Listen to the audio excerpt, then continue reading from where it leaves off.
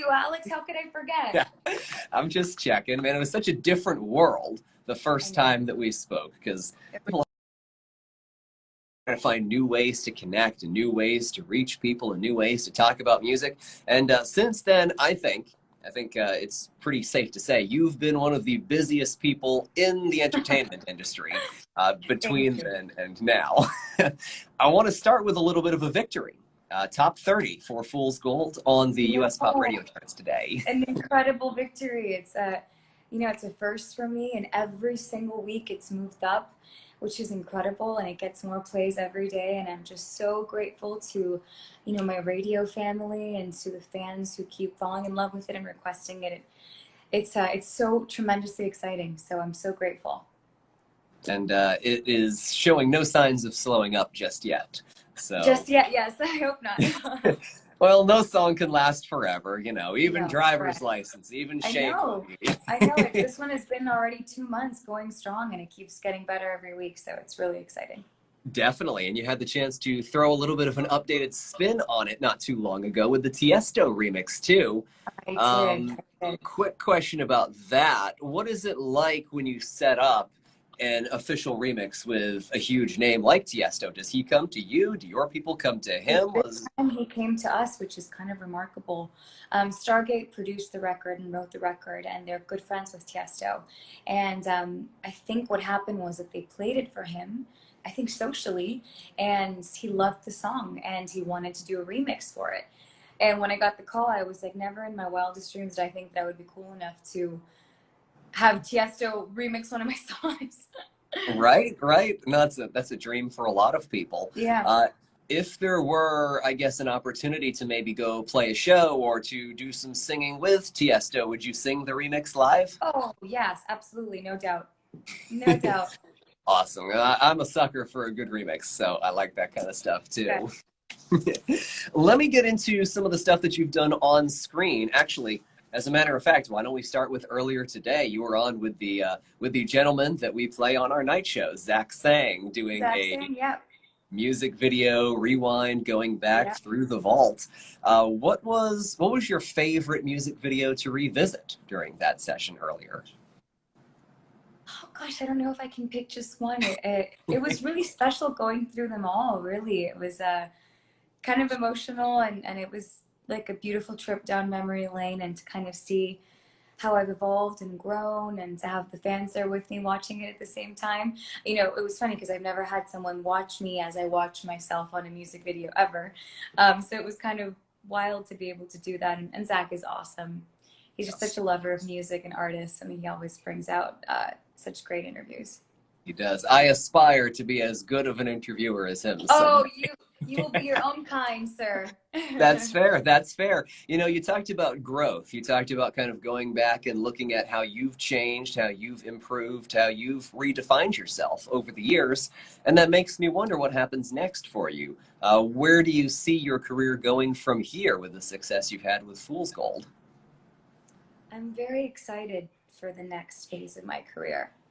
Very excited. I've spent the last year, since I've been so busy, which has been such a blessing throughout the years, juggling both film and music. I hadn't had the time to really spend a year and like dive into writing a full story. And I've had that time now, even though I have been doing other projects as well and Songbird, etc. I have now had the time to just dedicate myself to writing the story that I've been wanting to tell. And Fool's Gold is the beginning of that story, but the rest of the story I've written over the last year, and I'm still writing. I'm almost done writing. But I spend days and days and days and nights in the studio still. And it's been such a beautiful journey, and I feel like I grow every single day a little bit more and more. And it's been really exciting. So what I hear in all of that is a full-length album by the end of the year, maybe? I can neither confirm nor deny. Okay, okay. Well, no matter what happens, I'm looking forward to seeing that Yeah. when it comes to fruition. You have also been, part of several film projects that have touched people and moved people and told stories worldwide, including Songbird. You starred in that, and you starred in Feel the Beat. Of all the movie projects that you've had the chance to be a part of in your life so far? Because I know you have a long history with yourself and the camera. How do you think these latest two speak on your evolution? Let's go back to that. How do you think these two films Beautiful showcase who question. you've I become? think beautiful question and two beautiful film choices to explain just that. You know, my first venture into film and acting was The Descendants. I had never acted before. And I feel like I learned how to act and I grew as an actress in the process. And when it came time to do my Netflix movie, my first Netflix film to star in it, Feel the Beat, I felt like, um, I don't know, I felt like an actress. I don't know if that makes any sense, but I just felt fulfilled in doing that movie, and I was really proud at the end of it, the journey that it took me on, and I learned so much about myself as an actor and as a performer in that film. And I also feel like it pushed me more than I had in the past. Every project that I've done has kind of pushed me to learn a little bit more about myself and how far I can go as an actor.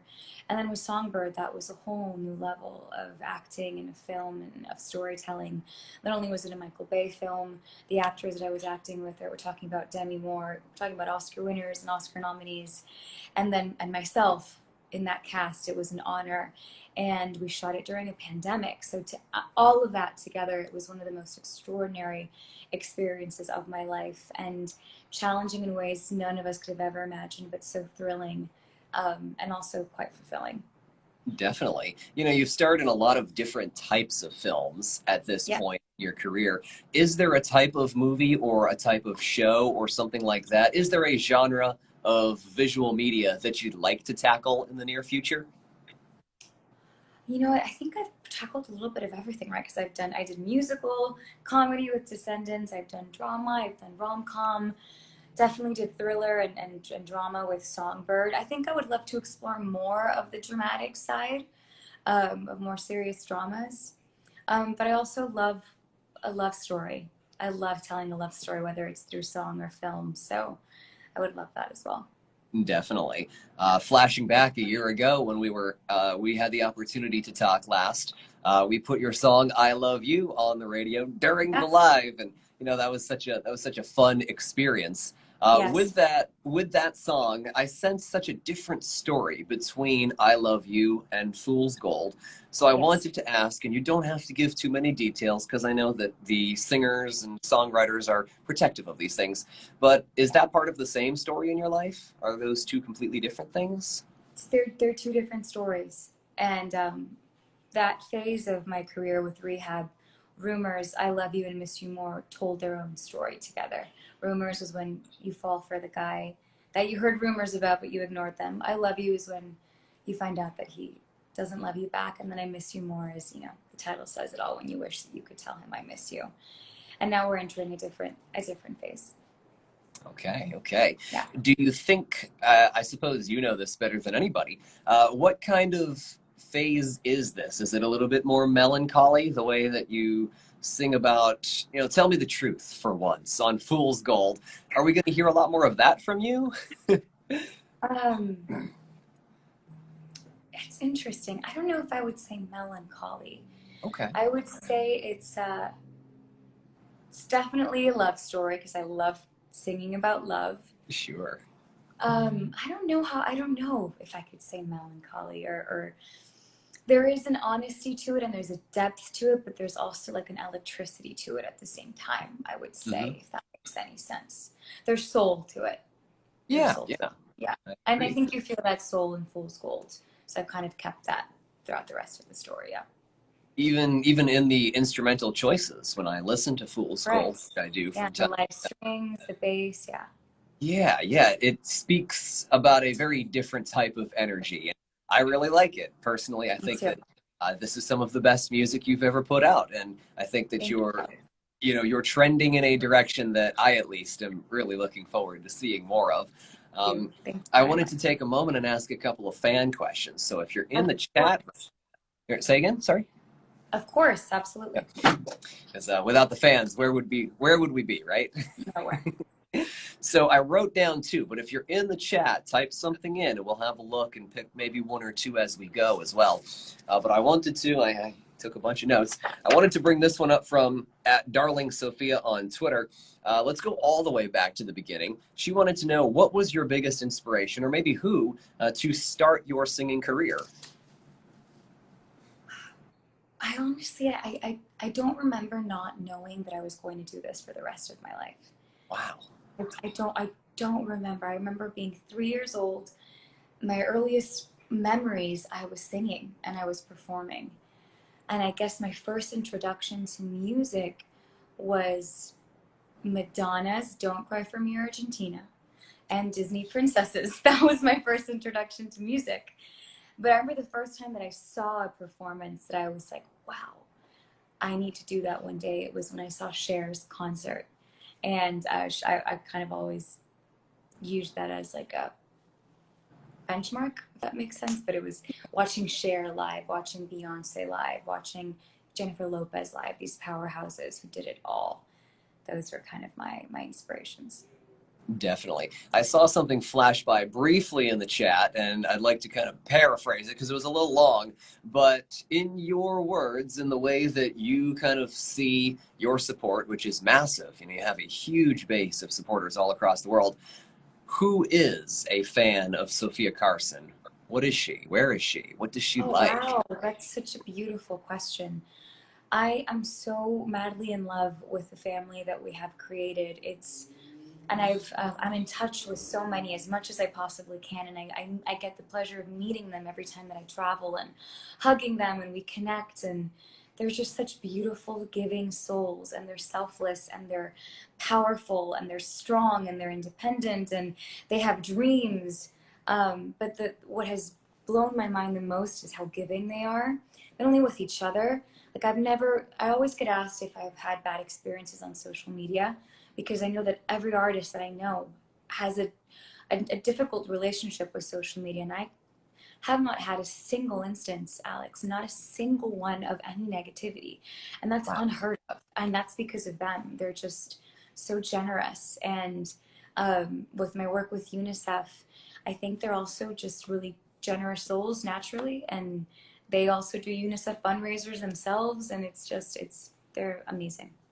Definitely. That Yeah. was another thing, actually, that's definitely worth bringing up is your UNICEF ambassadorship, Yes. because as we've moved through these difficult times as a society and as a one collective people, it has become more important than ever to stay connected in what's happening in the world. It's become more important than ever to spread love across boundaries. It's become more important than ever to embody what UNICEF and what yourself through your work with UNICEF embodies. What would you say in terms of somebody looking at your work? What are you trying to do for the world in the midst of all these difficult things that we have to deal with? I think the greatest and the most important thing that we can do right now is to use our voices to be beacons of hope and kindness and unity and love. And if my songs or my films or my work with UNICEF could inspire that in one girl, or to make one girl in one corner of the world feel seen and loved, then I've done my job. But as you say, now more than ever, we just need to be beacons of hope. And I think so many of us are doing that, and there's nothing more beautiful and more important. That's amazing. And I know for a fact that you're inspiring a lot of that too. So Thank you. Thank you so much. congratulations in that sense Thank to you as you. well. One last fan question, real quick, from at Love Is Her Name SC on Twitter. She asked, so when you were growing up, you wanted to be a star. You wanted to be what you're doing now. And we're never truly done growing. But she says, now that you are a star, I think it's safe to say you are a star. Did you ever imagine that your work and your creativity would reach as far as it has? I don't think so. I don't think we can wrap our heads around what it means to have this platform and to have the blessing that is this opportunity to share music with the world and the impact that it has. I dreamt of it my whole life, but I think now living it, it feels perhaps even more magical at times than I would have imagined. Especially the impact part. That's the part that means the most to me. It fulfills me the most.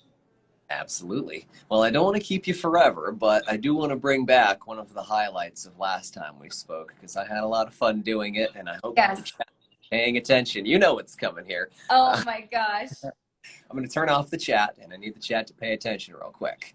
I like to wrap up sessions with a little bit of an Instagram Live photo shoot because we can't quite take a picture arm in arm like we would if you came into the studio. So this is the next best thing. So what I would like to do, as long as you're game for it, is hit some Okay. poses, have the chat take some Do it. screenshots, and then DM those to us so that way we have them. Let's So do it. I will follow your lead, whatever you want to Tell us do. when. Okay, we'll go like this Uh, first. yeah, let's, cool. I love you. Now we'll blow a kiss. Okay, you do one next. Okay, let's see. Something, let's, intimidation. Yeah, fierce. I don't know if you and I could ever look fierce or intimidating, Alex. I don't think so. I I don't try. think so. I really try. I like to pretend. I tried to, but it Big doesn't tough work guy, out. but you want to do one more in chat, you better be taking these screenshots, otherwise I don't have them. So, Okay, let's do one more. I don't know what it is. let's see. How about something silly? How about something Okay. maybe tongue out? Or yeah. There we go. People Thank always you tell so me my much, tongue. Alex. Thank you, Sophia, not only for the extremely fun photo shoot, but also for the great conversation and for all the music, for all the movies, for all the entertainment, and really just for being a beacon of hope in these, insert adjective here, troubling, unprecedented times. Insert adjective here. Yeah, well said. Thank you. You're so kind. Thank you. I always really enjoy our conversations. Looking forward to next time. Hopefully Well, it'll be in less than a year. hopefully, yeah. And Well, let maybe me, in person. Maybe in person. please, if you're ever in Virginia Beach, your people hit my people, and let's get together. Done. Have the All best right. day. Well, Bye, guys. until next time. See you later, Bye, sir. Alex. Till next time. Bye.